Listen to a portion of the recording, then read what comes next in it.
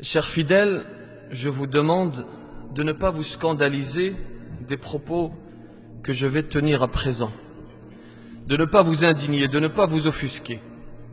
Si je vous disais que je suis français d'origine marocaine et que je considère que nous sommes les meilleurs, que les Marocains sont les meilleurs, qu'ils constituent la race supérieure et que conséquemment, à partir de la semaine prochaine, dans cette mosquée, nous n'accepterons que les Marocains, exclusivement.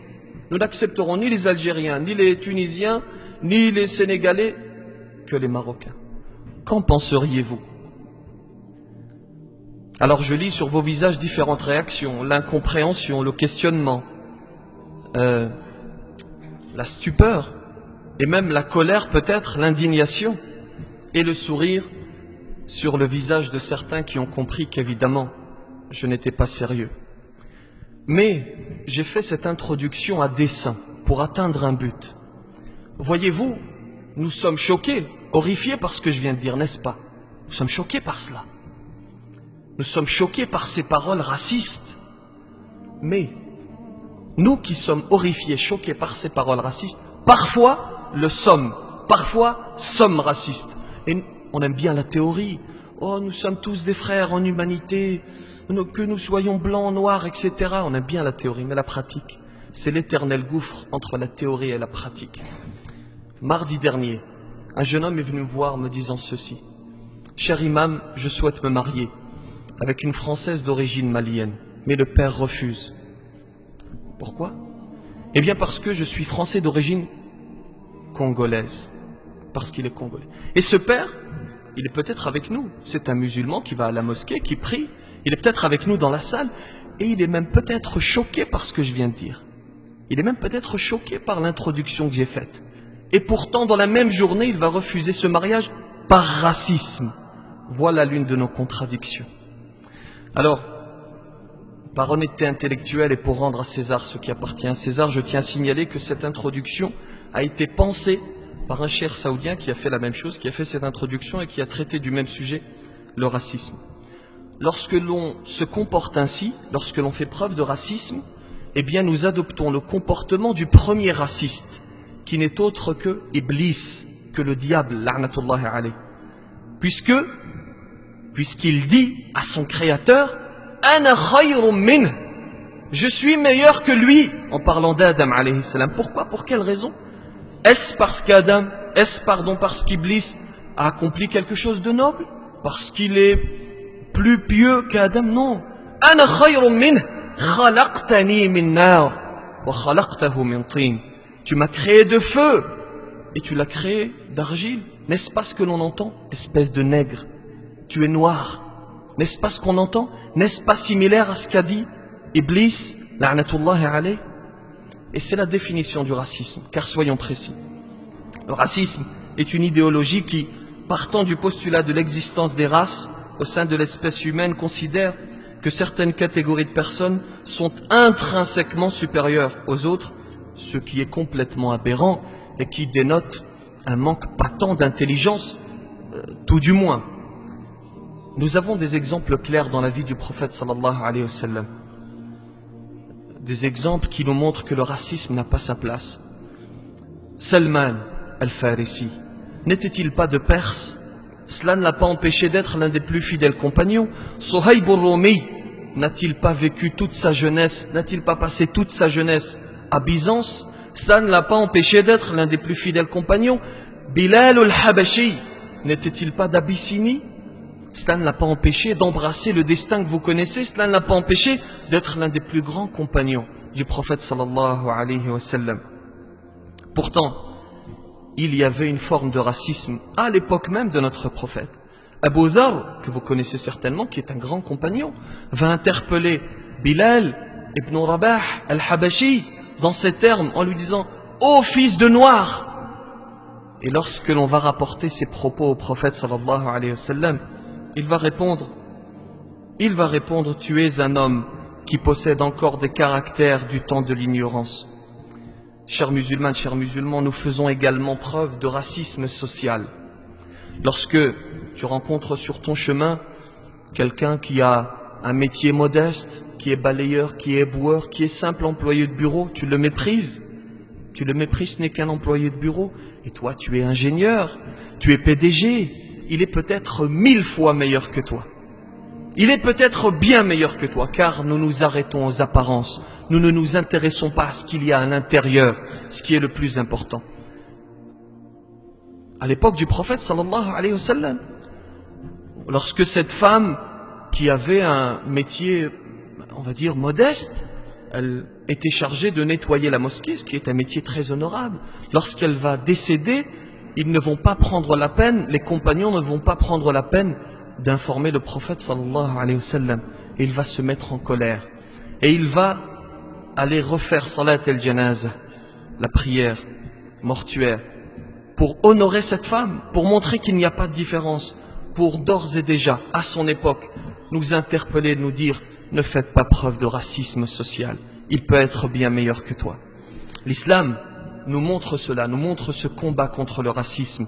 Dieu dit dans le Coran, يا أيها الناس إنا خلقناكم من ذكر وأنثى إنا خلقناكم من ذكر وأنثى وجعلناكم شعوبا وقبائل لتعارفوا إن أكرمكم عند الله أتقاكم إن الله عليم خبير. Et à chaque fois que tu fais preuve de racisme, tu vas à l'encontre de ce verset, puisque tu es en train de dire, le plus noble, ce n'est pas le plus pieux, mais c'est celui qui est blanc, ou alors si tu fais preuve de racisme social, c'est celui qui a un poste très élevé. Dieu te dit, celui qui est le plus noble, c'est celui qui est pieux. Vous avez également des paroles prophétiques qui viennent corroborer les versets coraniques. Le prophète sallallahu alayhi wa sallam dit dans son sermon d'adieu, ô gens, vous avez un seul Dieu et vous venez d'un seul Père. Il n'y a pas de différence entre un arabe et un non-arabe, ni entre un blanc et un noir, si ce n'est par la piété. Mais appliquons cela, de grâce appliquons cela. On entend cela depuis que nous sommes enfants. Mais où est l'application lorsque j'entends que l'on refuse un mariage parce qu'il n'est pas du même pays, parce qu'il n'est pas de la même ville, parce qu'il n'est pas du même quartier? Est-ce cela l'islam? Il y a également cette histoire de Julaybib, un compagnon du prophète sallallahu alayhi wa sallam. Dieu lui a accordé une apparence peu agréable. On raconte qu'il était laid, qu'il était difforme et qu'il n'avait pas de famille, qu'il n'avait pas de clan. Un misérable. Un misérable en tout cas aux yeux des gens qui le critiquaient, des gens qui se moquaient de lui. Ils se moquaient de lui pour la seule chose dont il n'était pas responsable. Son physique, sa famille, son clan. C'est Dieu qui a décidé de cela. Donc ceux qui se moquaient de lui se moquaient en réalité du choix divin. Disaient en réalité à Dieu, pourquoi as-tu décidé de le créer ainsi? C'est Allah, tabaraka wa ta'ala, qui a décidé de le créer ainsi. Et il va trouver un ami qui n'est autre que le prophète sallallahu alayhi wa sallam. Le prophète va l'accepter, va l'accorder, va le recevoir, va l'accueillir à bras ouverts. Et il va être l'un des compagnons du prophète sallallahu alayhi wa sallam. Et un jour, le prophète va lui dire, Julaybib, ne veux-tu pas te marier? Julaybib va dire, mais évidemment, mais qui voudrait de moi? Je ne vaux rien. Et là, le prophète va lui dire, détrompe-toi. Tu vaux beaucoup auprès d'Allah, tabaraka wa ta'ala. Parce que nous nous intéressons, je l'ai dit tout à l'heure, nous nous intéressons à l'extérieur, à la lumière extérieure. Et nous oublions la lumière intérieure. Parce que, certes, il était peut-être sombre à l'extérieur, mais il était très lumineux à l'intérieur. Et vous en avez beaucoup qui sont très lumineux, très beaux. L'apparence est très belle, mais l'intérieur est si sombre. Et pour ne pas généraliser, il y a des gens qui sont lumineux à l'extérieur et à l'intérieur, et il y a des gens qui sont sombres à l'extérieur et à l'intérieur. Le prophète, que la paix soit sur lui, va aller voir un père de famille et lui demander la main de sa fille, une jeune fille très belle, une très belle jeune fille. Et ce père de famille va dire, eh bien, je vais soumettre cela à ma famille, son épouse, sa fille. La maman de son épouse, donc la maman de la fille, va refuser, va dire, tout mais pas Julaybib, parce qu'elle s'arrête à l'aspect extérieur. Elle s'arrête à cet aspect extérieur, cet aspect peut-être obscur extérieur. Et la fille qui entend cela va venir et dire, mais est-ce une recommandation du prophète sallallahu alayhi wa sallam? Ils vont dire oui. Vous savez ce qu'elle va dire? Elle va dire, je ne veux personne d'autre que Julaybib. Je ne veux personne d'autre. Comment refuser quelqu'un qui a été recommandé par la meilleure des créatures sur terre? Comment refuser ce Julaybib? Elle va se marier avec Julaybib et quelque temps après, il va décéder au cours d'une bataille. Apprenons, chers musulmans, ce principe à nos enfants, ce principe d'égalité entre les hommes dès leur plus jeune âge. Et je vais terminer par cette citation que vous connaissez certainement de Mandela qui disait « Personne ne naît en haïssant une autre personne à cause de sa couleur de peau ou de son passé ou de sa religion. Les gens doivent apprendre à haïr. Et s'ils peuvent apprendre à haïr, on peut leur enseigner aussi à aimer, car l'amour n'est plus naturellement dans le cœur des hommes, dans le cœur, de l'homme que son contraire. Qu'Allah tabaraka wa ta'ala nous aide à combattre le racisme. Qu'Allah tabaraka wa ta'ala nous aide à réaliser cette égalité entre les hommes.